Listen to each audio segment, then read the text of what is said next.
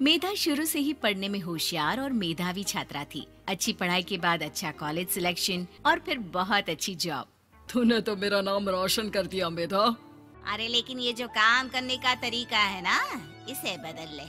18 घंटे काम करेगी तो कल को बच्चा कैसे संभालेगी? तुम्हारी तरह पागल नहीं हूँ माँ, जो बच्चे और परिवार में फंस जाऊँ। मैं तो जिंदगी खुल कर जीऊंगी। सब कहने की बात होती है बेटा, अपने बच्चे का सुख हर कोई चाहता है। वक्त बीतता है और मेधा की शादी हो जाती है। शादी के कुछ सालों में ही मेधा एक सुंदर से बेटे की माँ बन जाती है। अरे यार, मेरी मैटरनिटी लीव खत्म हो रही है, क्या करें? माँ भी नहीं आ सकती, कैसे मैनेज करूँ? ऐसा करते हैं, इसके लिए केयर टेकर रख लेते हैं, वो देखा करेगी इसे। मेधा को पति की बात जंच जाती है और वो केयर टेकर की तलाश शुरू कर देती है। एक दिन उन लोगों के घर एक महिला आती है जो दिखने में पढ़ी लिखी लगती है। जी, क्या काम है आपको? मैम, मेरा नाम स्नेहा है। आपका एड देखा केयर टेकर का, क्या मैं आपके यहाँ काम कर सकती हूँ? हाँ, क्यों नहीं, लेकिन आप तो अच्छे घर की लगती हैं, फिर नौकरी क्यों? दरअसल मेरे ससुराल वालों ने मुझे घर से निकाल दिया क्योंकि मैं माँ नहीं बन सकती और माता पिता भी नहीं है इस दुनिया में। तो अरे कोई बात नहीं, तुम लक्ष्य को ही अपना बच्चा समझो और यहीं रहना, और किसी भी चीज की जरूरत हो ना तो बता देना। नेहा खुशी खुशी लक्ष्य को संभालने लगती है। रात को जब मेधा घर पर आती है, अरे क्या बात है स्नेहा, तुमने खाना नहीं खाया क्या? अरे दीदी, आपका बेटा टाइम दे तब ना। अरे तो जब वो सोता है तब खा लिया करो। तब तो मैं इसके पास ही बैठी रहती हूँ। कोई मच्छर या कीड़ा काट ले लक्ष्य को तो अब आप पकड़ो, मैं खाना खा लेती हूँ। स्नेहा वहाँ से चली जाती है। बहुत ही अच्छे से ख्याल रख रही है ये लक्ष्य का। मेधा, इतना तो शायद तुम भी ध्यान नहीं देती। मेधा को पति की बात बुरी तो लगती है, लेकिन कुछ नहीं कहती। धीरे धीरे स्नेहा मेधा और उसके पति के साथ बाहर भी जाने लगी।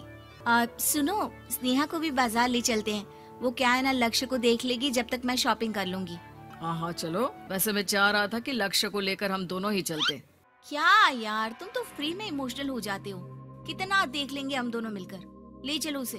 कार से निकलकर मेधा और लक्ष्य रोड क्रॉस कर रहे थे कि सामने से कार आ जाती है। मेधा का ध्यान नहीं होता, लेकिन स्नेहा तुरंत लक्ष्य को मेधा से छीन लेती है। मेधा गिर जाती है और कार मेधा को छूकर निकलती है, जिससे मेधा को खून आ जाता है। पति मेधा को हाथ देकर उठाता है। स्नेहा लक्ष्य को लेकर गले लगाई रहती है। थैंक्स स्नेहा, मैंने तो ध्यान ही नहीं दिया था कि कार आ रही है। स्नेहा का गुस्सा मालकिन पर टूट पड़ता है। अरे कैसी माँ है आप, अगर आज कुछ लक्ष्य को हो जाता तो मैं आपको कभी माफ नहीं करती। छोटा सा बच्चा है, उसे चोट लगती है तो पता है कितनी तकलीफ होती है। पति भी स्नेहा को देखने लगता है कि उसे क्या हो गया। मेधा को स्नेहा पर काफी गुस्सा आ जाता है। घर आकर कहती है, देखो स्नेहा, माना तुम लक्ष्य को बहुत प्यार करती हो, लेकिन वो मेरा बेटा है, मैं कभी जानबूझकर उसके साथ बुरा नहीं कर सकती, समझी? मुझे माफ कर दीजिए, मैं लक्ष्य को लेकर कुछ ज्यादा ही सेंसिटिव हो चुकी हूँ। मैं ध्यान रखूंगी कि आगे से ऐसा ना हो। मेधा का मन स्नेहा से अब हटने लगा था। एक शाम मेधा ऑफिस से घर आती है कि लक्ष्य उसे दिखाई नहीं देता और ना ही स्नेहा। वो स्नेहा के कमरे में जाती है जहाँ दोनों सो रहे होते हैं। अरे स्नेहा, लक्ष्य को आज इस कमरे में क्यों सुला दिया? दीदी, मुझे नींद आ रही थी, ऐसे में उसे कमरे में अकेले लिटाना मुझे ठीक नहीं लगा। मेधा बच्चा उठाने लगती है कि स्नेहा टोक देती है। रहने दीजिए ना दीदी, सो रहा है, फालतू में नींद खराब हो जाएगी। मेधा को गुस्सा आ जाता है और वो बच्चा उठाकर वहाँ से चली जाती है। अगले दिन मेधा स्नेहा को बुलाती है, साथ में एक और लड़की खड़ी होती है। स्नेहा, अब तुम अपना कुछ और देख लो, हम लोगों को नई केयर टेकर मिल गई है, तुम इस हफ्ते घर छोड़ देना।